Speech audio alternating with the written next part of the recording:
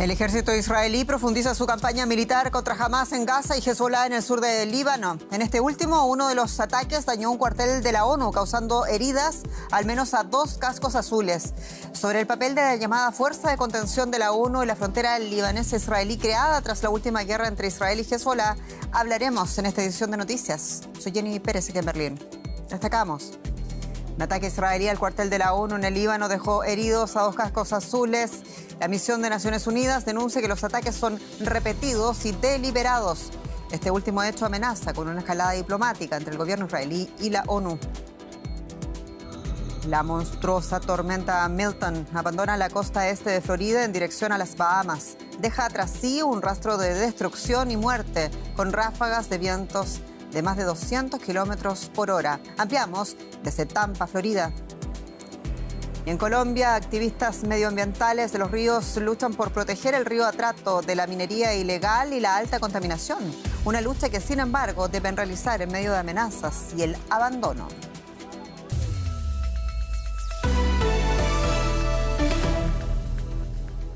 La Fuerza Provisional de las Naciones Unidas para el Líbano, FINUL, por sus siglas, reportó que 2 de sus soldados resultaron heridos cuando un ataque israelí abrió fuego contra una de las torres de vigilancia del cuartel general de la misión ubicado al suroeste del Líbano. La ONU mantiene desplegados a 10.000 cascos azules sobre la zona y denuncia ataques repetidos en las últimas horas por parte de las fuerzas israelíes. El ministro italiano de Defensa, Guido Crocetto, calificó el hecho de intolerable y convocó al embajador de Israel en Roma. Israel había solicitado la retirada de las fuerzas de paz del Líbano mientras su ejército continúa con la incursión sobre territorio libanés desde hace más de una semana, con el objetivo de neutralizar a la milicia pro-iraní Hezbolá. Los soldados de la Fuerza Provisional de la ONU en el Líbano están allí, recordemos, después de la última guerra entre Israel y Hezbolá del año 2006. Tras ese acuerdo se prometió una desescalada y también el desarme de Hezbolá. Joan Cabasés, periodista, está con nosotros en directo desde Beirut. Joan, saludos. Y soldados de la ONU heridos, en primer lugar, ¿qué nos puedes contar de las características del contingente de la ONU que está presente allí? ¿Cuántos son? ¿Cuáles son sus tareas? Hola, buenas noches. Bueno, el contingente de la FINUL puede llegar a contar en ocasiones hasta con 15.000 efectivos que llegan desde más de 50 países. Ellos están desplegados en buena parte del sur del Líbano. De hecho, si uno está en Tiro, que es la gran ciudad del sur del Líbano, o en otros municipios de esta zona fronteriza con Israel, es habitual ver los vehículos de las Naciones Unidas y ver a estas tropas patrullando la zona, haciendo un monitoreo de la situación a nivel de seguridad y también participando o coordinando actividades humanitarias junto con otros grupos.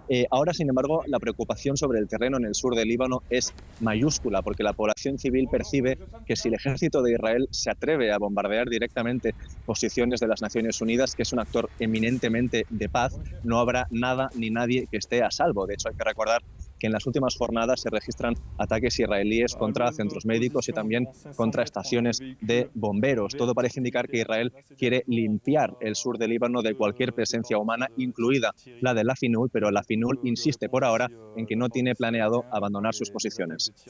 Detengámonos, Joan, por favor, en el papel de estos cascos azules presentes allí. Decíamos que ellos están desde el año 2006, cuando tras la guerra fue firmada la resolución 1701, donde Israel se obligaba a retirarse del territorio libanés y Hezbolá a desarmarse. Pero Hezbolá, tras esa guerra, con el apoyo de Irán, se hizo más fuerte. ¿Fracasó la misión de la ONU? Y si la respuesta es sí, ¿por qué sucedió? Bueno, esa es una pregunta ciertamente difícil de responder. Lo cierto es que la FINUL está en contacto permanente tanto con Israel como con el gobierno del Líbano y con Hezbolá. Ellos insisten en que están permanentemente haciendo un trabajo diplomático a nivel de contención de las tensiones. Entonces, podría ser el caso de que, bueno, hay que recordar que la última guerra, ya lo decía, es entre Hezbolá e Israel, fue en el año 2006. Entonces, hay que dar el beneficio de la duda a la FINUL, que hace buena parte de su trabajo de manera invisible, al hecho de que quizá la próxima guerra no hubiera tardado tanto en llegar si no fuera por su labor. Pero sobre el terreno sí que es verdad que se percibe una suerte de fracaso en las tareas o en la misión principal de la FINUL, que era aportar sensación de seguridad a las poblaciones tanto libanesa como israelí. Del lado libanés se percibe, como se puede ver estos días o en el día de hoy, que Israel menosprecia de alguna manera a las tropas de la FINUL. Es cierto que desde el 2006 que Israel no había estado presente a nivel terrestre en suelo libanés, pero en estos últimos 18 años son más de 22.000 las incursiones aéreas que los aviones de guerra de Israel han hecho en el espacio aéreo de Líbano. Esto, por supuesto, hace que la población civil libanesa se sienta vulnerable a pesar de que la FINUL, en español, esté presente en Líbano. Al mismo tiempo, Israel sigue percibiendo cómo Hezbollah sigue existiendo, sigue estando armado y sigue estando armado presente en la frontera con Israel, siendo armado además por su archienemigo de Irán, con lo cual esto es también una inquietud permanente para el Estado hebreo. Todo ello deja a la misión de la ONU en Líbano en una situación muy precaria, en una situación muy difícil en la que cualquier tensión la reduce de repente a ser un actor secundario. Una situación realmente triste lo que está pasando. Muchas gracias, Joan Cabasés, por este informe allá en Beirut. A vosotros. Y tras el ataque de hoy al cuartel de la ONU, el ejército de Israel continuó su ofensiva bombardeando el centro de Beirut en una operación que, según el Ministerio Libanés de Salud, deja hasta ahora 22 muertos y más de 110 heridos. En esta ocasión, los ataques fueron dirigidos contra los barrios de Ras al-Nabaa y Ruwayri, bastiones de Hezbollah, según el ejército. Es la tercera vez que la aviación israelí ataca a la capital libanesa desde el 23 de septiembre en su lucha contra la milicia chiita financiada por Irán, Hezbollah, considerada terrorista por varios países occidentales, incluido Alemania. La campaña terrestre y los bombardeos se han cobrado la vida de más de 1.500 personas en 2 semanas. Y la Media Luna Roja Palestina afirma que al menos 28 personas murieron en un ataque aéreo israelí contra un refugio para desplazados en el centro de Gaza. El ejército israelí afirmó, en cambio, que atacó a militantes de Hamás que utilizan esas infraestructuras civiles como escondite. Les advertimos que algunas de las imágenes de nuestro siguiente informe pueden resultar sensibles. Los heridos son trasladados al hospital tras un nuevo ataque israelí. En medio del caos, los niños eran atendidos en el piso, sus cuerpos quemados, temblando de dolor. En muchos otros casos, ya no había nada que hacer. Esta es la escuela que fue blanco del ataque. La Media Luna Roja Palestina dijo que se estaba utilizando como refugio para personas desplazadas. Pido a todos los países extranjeros y árabes que nos apoyen. Nuestros hijos mueren delante de nosotros. ¡Qué vergüenza! Este es el grito de ayuda de una madre. Suelo enviar a mis hijos a vender caramelos al patio, pero doy gracias a Dios de que no estuvieran allí. Gracias, Dios. Sáquenos de Gaza. El ejército israelí dice que se trató de un ataque de precisión contra un centro de control de Hamás. Muchos en Gaza temen ahora que la atención global se dirija a otra parte. En las devastadas calles de Han Yunis, a la gente le preocupa que los ataques de Israel contra Hezbollah en el Líbano los suman en el olvido. Los libaneses son nuestra gente, nuestros hijos y amigos. Sufren por nosotros y estamos con ellos como estuvieron con nosotros. Pero el mundo debe prestar atención a Gaza. Lo hicieron antes y deben hacerlo ahora. Ahora la gente pide un alto el fuego y el fin de la guerra en Líbano. Se han olvidado de los palestinos. Es la causa original y constantemente pedimos un alto el fuego. A Estados Unidos e Israel no les importa. En su intervención ante las Naciones Unidas, Estados Unidos afirmó que Israel debe abordar urgentemente la grave situación humanitaria en Gaza. Las condiciones son catastróficas y se deteriorarán aún más si no se toman medidas. De hecho, todas las partes deben cumplir sus responsabilidades en virtud de la Resolución 2720. Pero a medida que aumenta el número de víctimas mortales en Gaza, la gente tiene pocas esperanzas en la verborrea política. Cambiamos de asunto. Vamos a hablar de economía con mi colega Rosa Casals. ¿Buenas noticias, malas noticias? Bueno, pues ahí vamos, Jenny. El Banco Mundial ha recomendado aumentar los impuestos sobre la propiedad en América Latina. El organismo dice que el gravamen en la región es bajo en comparación al promedio mundial, a pesar de que el 80% de la riqueza latinoamericana radica en bienes inmuebles. El Banco Mundial indicó que el impuesto a la propiedad solo alcanza el 2% de la recaudación en la región y estimó que un gravamen a esos bienes aportaría un 3% respecto al PIB. Añadió que el impuesto a la riqueza en la región solo representa el 2,7% del total recaudado, mientras que ese gravamen representa casi el 13% de lo que recauda Estados Unidos y más del 4% de lo que perciben los países europeos. El Banco Mundial pone en el debate el tema de los impuestos a la propiedad. Conversamos al respecto con Diego Merla, coordinador de Justicia Fiscal en Oxfam México. Diego, muchísimas gracias por atendernos. Brasil ha pedido un impuesto global a los superricos, pero en Latinoamérica hay relativamente pocos multimillonarios. Por eso el Banco Mundial propone gravar las propiedades, que son inamovibles y más fáciles de evaluar. ¿Es esta una buena solución? Yo creo que sí, no son necesariamente mutuamente excluyentes. Creo que por un lado la propuesta que llevó Brasil al G20 podría adaptarse al contexto latinoamericano si baja el umbral de las personas, la magnitud de la riqueza de las personas que serían sujetas a este tipo de impuesto. Es cierto que en Latinoamérica solo hay 98 ultrarricos. En Oxfam entendemos a los ultrarricos como las personas con más de $1.000 millones en riqueza neta. Pero si pensamos en personas con cientos de miles de dólares en riqueza neta, quizás podemos, se puede pensar en soluciones complementarias. La propiedad sin duda también es importante mejorar la forma en que la grabamos, pero yo creo que las dos soluciones son necesarias en una región que es la más desigual del mundo en términos de la riqueza que concentra el 1% comparada con la que tiene el 50% más pobre. Diego, el 80% de la riqueza, decíamos, en América Latina radica en bienes inmuebles, pero ¿cómo se puede implementar un impuesto de este tipo? Sin duda, no es fácil, pero a mí lo que me da esperanza es que es un tema sobre todo de voluntad política. Las herramientas, lo que se necesita en términos técnicos, ya existe, ¿no? En México, por ejemplo, en donde vivo yo, el tema es que los registros catastrales, es decir, los registros de las propiedades que hay, quiénes son los dueños y cuánto valen en el mercado esas propiedades, están muy atrasados. Tenemos siglos de retraso y no es exageración en esos temas.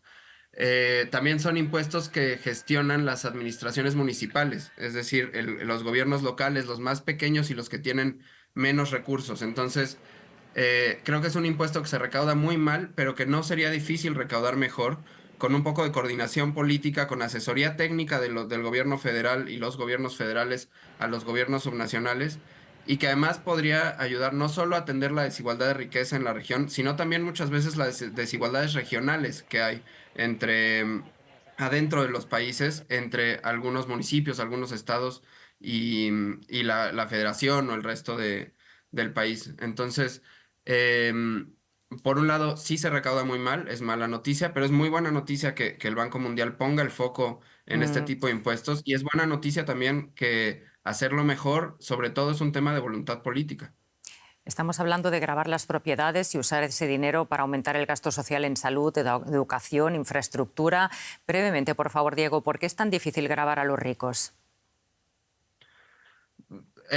Ha sido difícil por mucho tiempo, sobre todo porque las fuentes de su riqueza son móviles y pueden llevarlas de un lugar a otro con pocas dificultades, y ha habido muchos países, los que ahora llamamos guaridas fiscales, que les dan muchas facilidades, ¿no?, para trasladar su riqueza allá.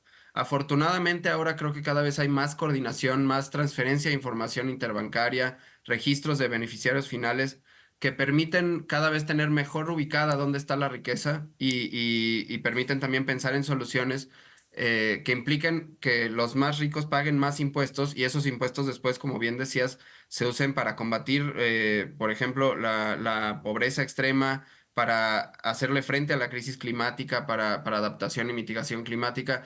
La región es una región desigual y con muchos problemas, y yo creo que sí, la gran mayoría de las soluciones pasan porque los más ricos aporten lo que les toca y esos recursos extras se puedan usar en beneficio de las mayorías.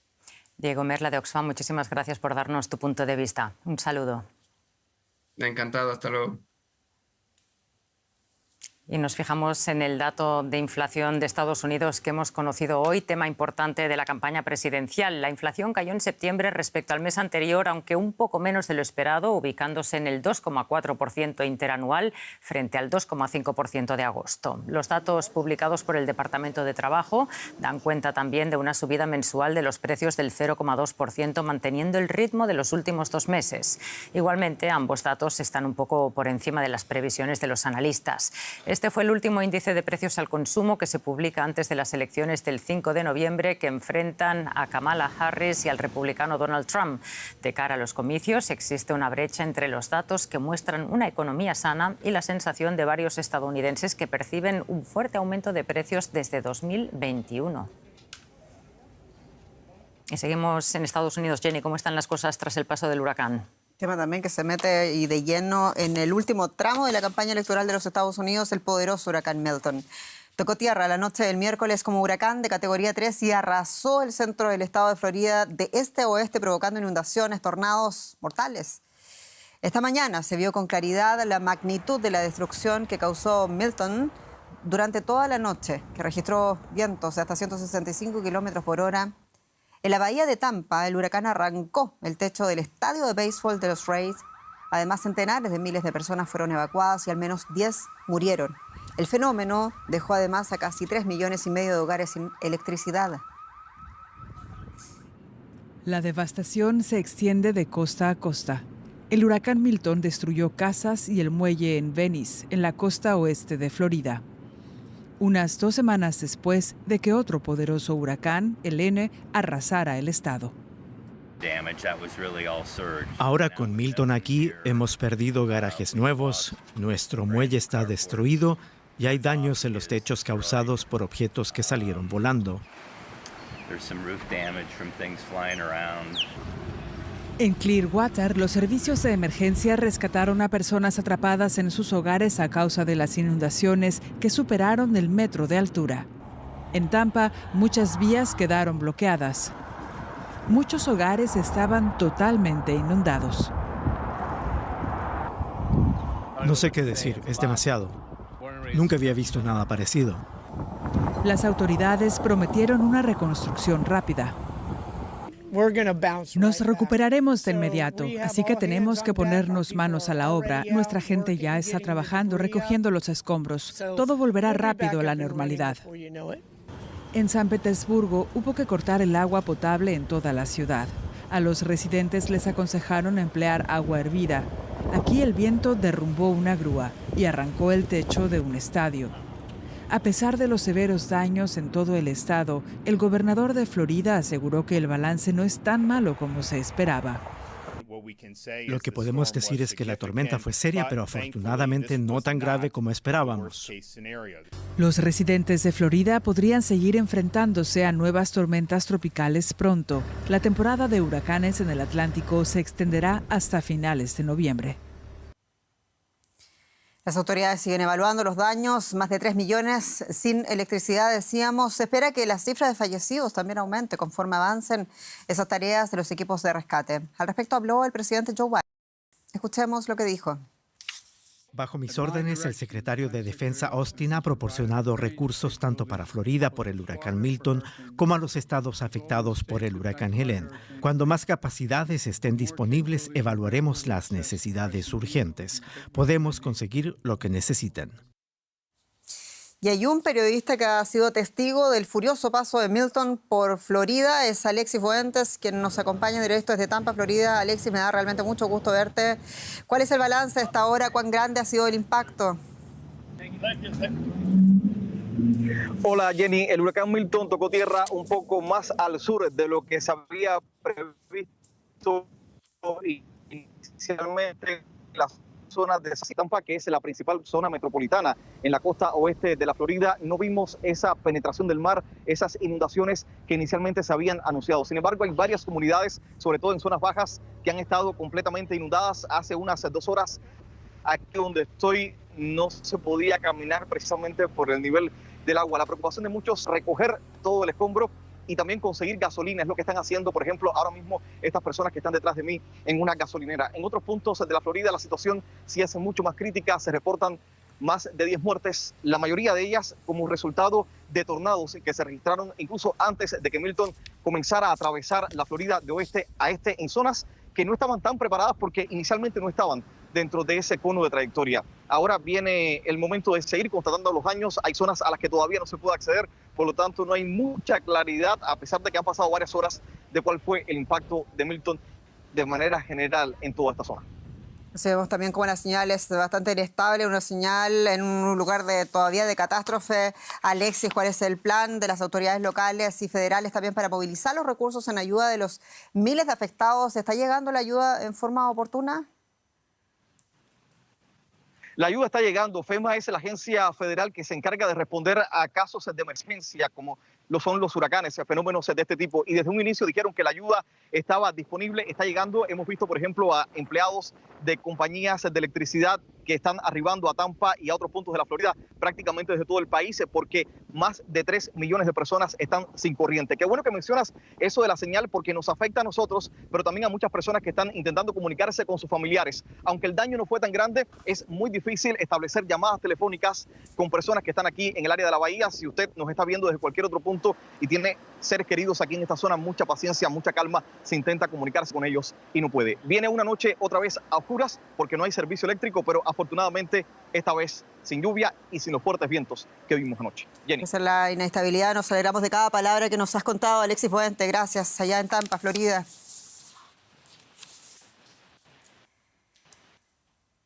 Y avanzamos con otros temas porque debió ser un símbolo mundial de protección de derechos de la naturaleza tras un inédito fallo judicial en Colombia. Pero 8 años después el río Atrato sigue preso de la minería ilegal, el conflicto armado y la pobreza. Y hoy rebosa mercurio, usado para separar las partículas de oro de los sedimentos. Colombia intenta rescatar el río Atrato a poco más de un mes de acoger la COP16 sobre biodiversidad. Ser un guardián del río no es una tarea fácil ni segura, mucho menos si se trata del Atrato en el noroeste de Colombia, un río que esconde en sus aguas minerales como el oro y el platino, atrayendo la minería ilegal en detrimento de las comunidades que dependen del río y del medio ambiente. La minería ilegal afecta en todo sentido los ecosistemas, porque primero que todo va a dejar una tierra degradada. No hay árboles, se están secando las fuentes hídricas, está contaminando por mercurio, el calentamiento global. En 2016, la Corte Constitucional le concedió derechos al Atrato, equivalentes a los de un ser humano. Los guardianes del río trabajan en conjunto con las instituciones gubernamentales para velar por esos derechos, pero en su labor se enfrentan al crimen organizado.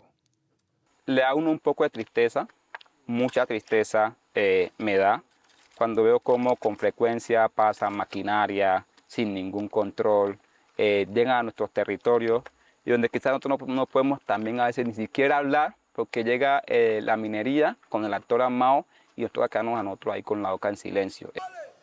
La ribera es controlada por los grupos criminales y los guardianes se ven obligados a pagarles por su seguridad. Algunos de ellos se han visto amenazados. Las últimas 2 veces pues, han sido que hemos encontrado proyectiles aquí debajo de la puerta a las 5:30 de la mañana. En la última década, la minería ilegal de oro ha sido la economía criminal que ha registrado mayor crecimiento en Sudamérica. Un delito que suele ir acompañado por otras actividades ilícitas y que también pone al medio ambiente contra las cuerdas. Y hemos perdido el 73% de las poblaciones de vida salvaje o silvestre en 50 años. Eso lo afirma el último reporte de Planeta Vivo del Fondo Mundial para la Naturaleza publicado este día jueves. Y esta caída afecta a las regiones con mayor biodiversidad y la más afectada es América Latina y el Caribe, con una caída de hasta el 95%. El Fondo Mundial para la Naturaleza alertó sobre el sensible empeoramiento de los incendios en la Amazonía brasileña y dijo que si se pierde la Amazonía, se pierde la lucha contra el cambio climático. El nuevo informe Planeta Vivo del Fondo Mundial para la Naturaleza alerta de una gran caída de la población de animales salvajes en tan solo 50 años, entre 1970 y 2020. El documento muestra un panorama sombrío justo antes de la celebración de la próxima Conferencia de Naciones Unidas sobre Biodiversidad, que se celebrará del 21 de octubre al 1 de noviembre en Cali, Colombia. Ese índice nos está indicando que en los últimos 50 años, que es desde cuando tenemos las cifras de monitoreo de poblaciones de animales, han tenido un decrecimiento en su tamaño medio del 73%. Esto es una cifra dramática. El reporte advierte que el mundo se aproxima a un punto de inflexión sin retorno debido a la deforestación y el cambio climático. América Latina figura como la región más afectada por tener la mayor biodiversidad. Fíjense en el tema de Asia, Oceanía, con un 60%, África con mucho de la pérdida concentrada en la cuenca del Congo, con un 76% de disminución, y pues obviamente en nuestro caso, ¿no? América Latina y el Caribe, 95% en el declive de las poblaciones analizadas. La buena noticia es que aún no hemos llegado al punto de no retorno, siempre y cuando los países que firmaron acuerdos climáticos como el Acuerdo de París, que apunta, entre otras metas, a alcanzar la neutralidad de carbono en 2030, cumplan los objetivos pactados. Y una muy buena noticia, la escritora surcoreana Han Kang, de 53 años, fue galardonada este jueves con el Premio Nobel de Literatura. Y no es una desconocida, ya que su obra se encuentra traducida a 30 idiomas. Han saltó a la fama con su novela La Vegetariana, sobre una mujer que cambia su relación con los alimentos y también con la naturaleza. La Academia Sueca dijo que el premio se debe a su intensa prosa poética y por abordar una temática de enorme actualidad, como es esa relación con el cuerpo y con el medio ambiente. Con Han ya son 18 las mujeres premiadas con el Nobel de Literatura, mientras un total de 121 escritores varones han recibido el prestigioso galardón. Y en deportes, el gran Rafael Nadal anunció que abandonará el tenis tras jugar la final de la Copa Davis, que tendrá lugar en noviembre en Málaga, en España. A sus 38 años, Nadal es dueño de 22 títulos de Grand Slam que ganó durante la llamada era de los tres grandes, compartida con Roger Federer y con Novak Djokovic. En redes sociales, Nadal dijo que su decisión está relacionada con varias lesiones actuales, pero indicó que abandona la cancha con la conciencia tranquila por haberlo dado todo lo mejor de sí. Y aquí nos despedimos. Muchas gracias por su sintonía. Soy Jenny Pérez, esto es Deutsche Welle. Hasta pronto.